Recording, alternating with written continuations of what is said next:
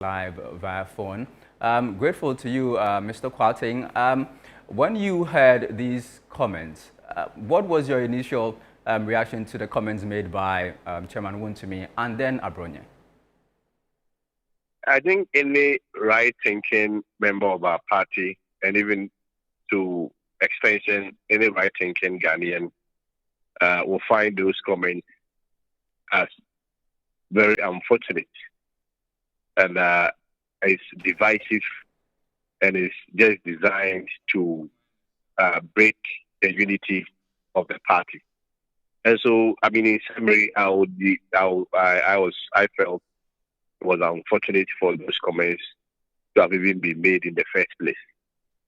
One would have expected that at the level and status of high-ranking members of the party, especially at the level of the chairman, we expected that they will be guided even by their status and by their role and position in the party.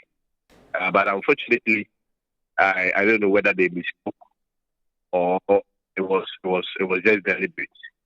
But I mean, being that it may be, it's just unfortunate that such comments came from them, because clearly it's in clear violation of the constitution of the party. It abhors against the principles of unity, and of course undermines the very credible and electoral process that we are all seeking to have as a party.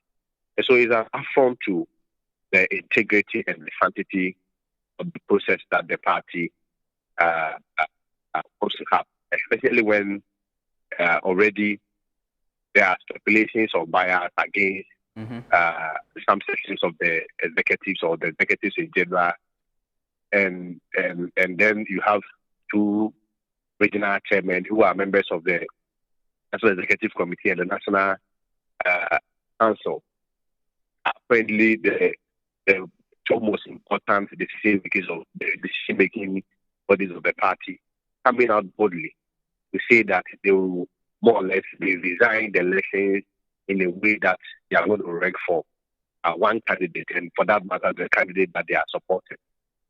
It was so bad, it's so condemnable, it's unfortunate that such comments came from them. And I mean, it's reckless. They were reckless. They were negligent, and I just don't know how to describe it. Well, your team is calling for disciplinary action. Well, the party has distanced itself from these comments. Should that not suffice? Why do you believe further action is necessary? Our position is that just distancing, the party's leadership distancing themselves from the remark by these two individuals is not enough. Distancing yourself alone does not necessarily mean that you condemn the statement. So we are calling on the party leadership, especially the General Secretary. We've seen him issue a lot of caution and a lot of racial letters against other individuals. Hello, Mr. Kwarting.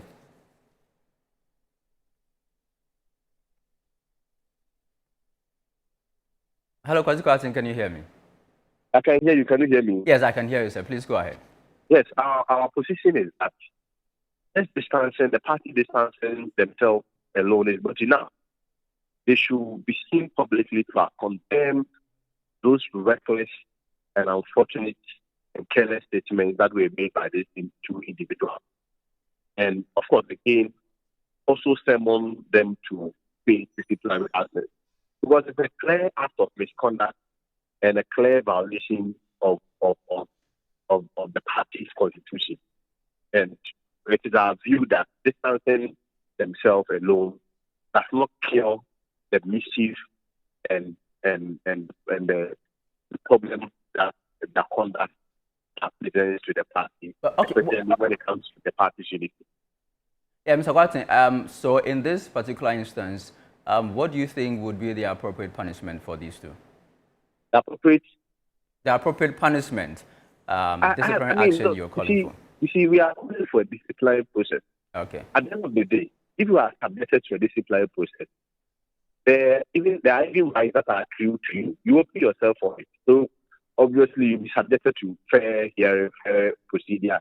At the end of the day, if you are found culpable, the body or the structure or the organ in the party that is clothed with the power to administer or sit on disciplinary procedures or prefer the proper sanctions or punishment to you. If I also not find any culpable or liable, then so be it.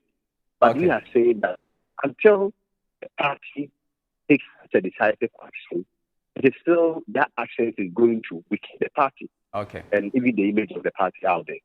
All right. Thank you very much. Kwesi Kwarteng is spokesperson for the candidate Agyapong campaign. Let's stay with this subject. The NPP's Deputy General Secretary Haruna Mohammed has also joined us on the lines. Good evening to you, Prof. The candidate Agyapong campaign believes that merely disassociating yourself from the comments is inadequate, and they're calling for disciplinary action. What is your response?